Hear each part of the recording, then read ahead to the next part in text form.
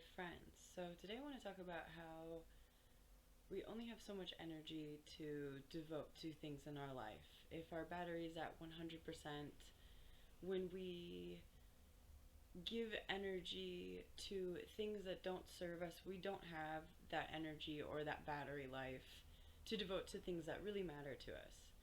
So, for example, as humans, we tend to spend energy bonding by gossiping and venting about things that have wronged us or injustices that we feel. So when we find ourselves, let's say, for example, someone has wronged you, or you perceive that someone has wronged you, someone has done an injustice in your mind, someone has hurt you, whatever the case may be, betrayed you, whatever it is. And so we've all done this, me, myself included, is you talk to all of your friends. This person did this person is this way, I can't believe it. And then they talk about it, and then you guys are all talking about it together. And so suddenly, this energy that could have been devoted to healing, moving on, letting go, or this energy that could have been devoted to something you really care about, for example, your dreams or your goals or your fitness plan or your health or whatever, your mental health. Now, part of this limited battery supply of energy you have has been devoted to building up and spreading and sharing the negativity that you have experienced in your life. We all have had injustices happen to us. Everyone. It's just part of, it's the nature of life. It's impossible. And I guarantee you have treated someone unfairly or with injustice at some point in your life. It, once again, nature of life. It's impossible to be a human and not go through this or do this to someone else also.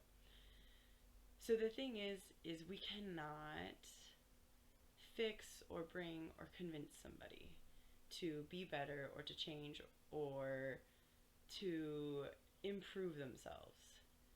The best thing we can do is improve ourselves and be an example for others. That's literally the only thing we have control over. I can't convince you to meditate. I can't convince you to journal. I can't convince you to eat better. I can't do these things for you. All I can do is embody these qualities in myself and hope that being the example ripples out enough. This is the same with any injustice we felt in our life. If you feel someone is treating you wrongly, if they are abusing you, the best thing you can do is not feed into this frequency of negativity and abuse by continuing it, by focusing on it, circling about it, creating stories, devoting part of your limited energy to something that doesn't serve your highest good or your wellness or your health. So it's important to see things for what they are. We tend to operate in our egos. We look at things of how this has affected me. I'm a victim in this situation. And yet, if we can acknowledge that if something is coming into our space, we have an energetic frequency that matches it. I've talked about this in several videos, is that we're energetic beings. We're energy frequencies. Like, scientifically, we literally have electricity running through us. Chinese medicine and all of the old ancient Eastern medicines know that we are energetic bodies. And so if you are experiencing something like an injustice or an abuse or a certain type of person over and over and over again, and you're continuing to participate in this, there is a frequency within you that matches that. Otherwise, it wouldn't be able to come into your space and you wouldn't participate in it. So, for example, if you have people that are really dramatic, they cause a lot of drama in your life, there's a frequency in you that matches that drama. Because otherwise it wouldn't be coming in, you wouldn't participate in it, and you wouldn't allow it in your space if it didn't match. Just like I'm sure you've experienced other things that you've grown out of, like maybe certain habits or certain beliefs, and as soon as you've grown out of them, and another person comes into your space with these same beliefs or habits, something you've moved beyond, you no longer tolerate it. And you no longer participate. And so that frequency goes away because you don't match it anymore. So we can't change or convince or do anything to anyone else. The best thing we can do is take responsibility for our half of the situation, because everything Every person, every relationship, every experience, you have your half, and that's it. You have control over yourself, your reaction, your beliefs, your energy, your behavior, your choices, and your emotions. That's what you have control over. That's about it. Everything else that comes into your space is outside of you, including other people. What you do have control over is the energy that you emit and therefore attract. So, if there are still feelings of unworthiness, of lack of confidence, lack of self-worth, lack of self-acceptance, shame, we will continue to pull in experiences and people that replicate this frequency, even if it's not good for us, even if we don't want to experience it anymore, even if we don't like it, we don't enjoy it, we want this to be over. If we are still carrying these frequencies in any shape, and what I mean by carrying these frequencies is this usually is a subconscious belief, as in a belief that we were implanted with as a small child, and we internalize, and this eventually became our map of the world. So for example, money beliefs. That's an easy one. Most of us have weird money beliefs because our parents have weird money beliefs. So if your parents when you were younger had beliefs that money is difficult to make, you were around this as a small child. When we're learning and growing in the world, this idea, because you were raised around it, got absorbed into your subconscious. Therefore, it became an internal belief. And it's so subconscious, it's so deep that it would be hard to recognize unless someone outside of you pointed it out, because it's in the glasses that you wear that look at the world, if that makes sense. So if we have these subconscious beliefs of unworthiness, of undeservingness, of shame, of not accepting who we are, that something is inherently wrong or broken or bad about us, we will continue to pull in frequencies, energies, and people and experiences that match this energy because we carry it within us.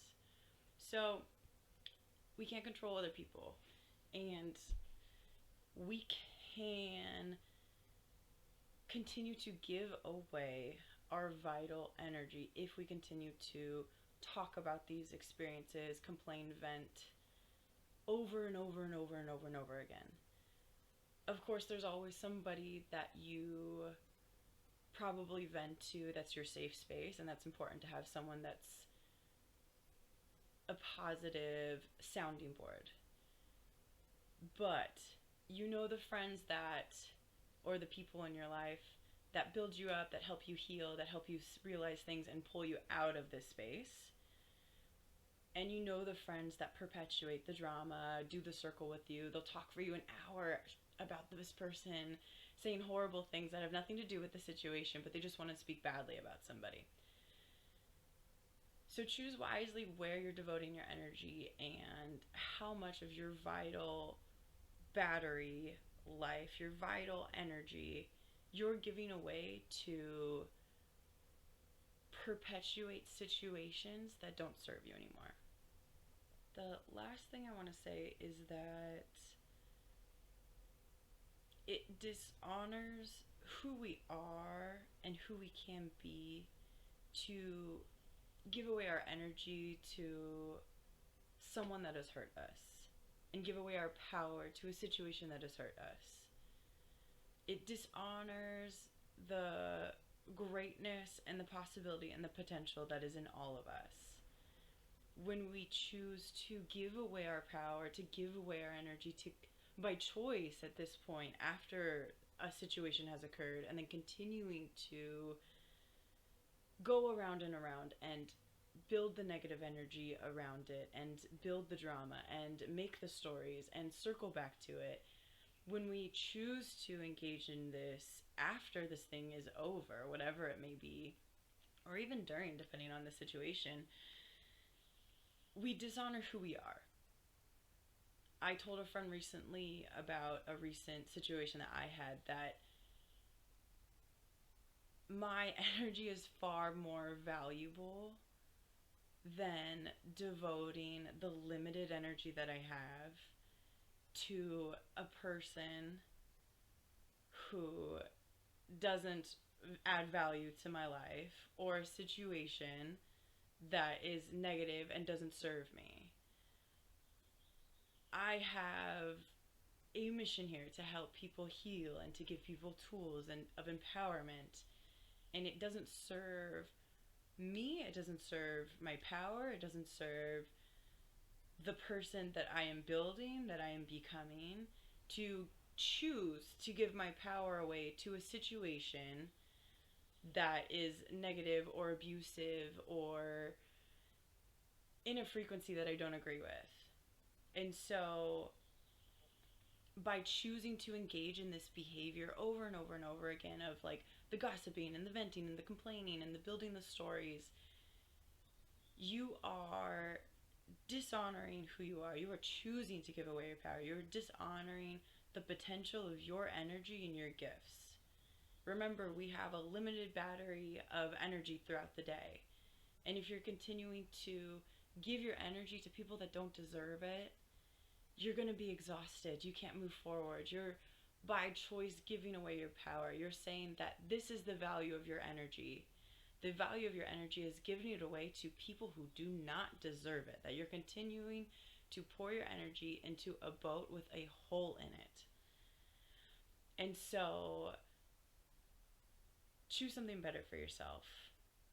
It dishonors yourself to give away your power and your energy to situations that don't serve you and to people that don't deserve it. Because if anybody's being abusive or causing injustices or being unfair, it's because they don't love themselves, they don't like themselves, they're dealing with stuff, they have wounds that are not healed. Hurt people hurt other people. Healed people help heal people. And mostly by example. So choose how you're going to use your limited power, and like the book The Subtle Art of How Not to Give a Fuck, what you're going to devote your fucks to, because you have limited of those as well. So honor yourself, honor the potential, honor your journey of who you are and where you're going by choosing what you're going to pour your energy to. And if you're choosing to pour it into something negative, if you're having a hard time letting go of something, that means there's something in you. Take responsibility for your half of the healing and address the part of you that this is touching on and triggering, like the open wound that we're still carrying that needs to be addressed so this can be let go and removed and healed.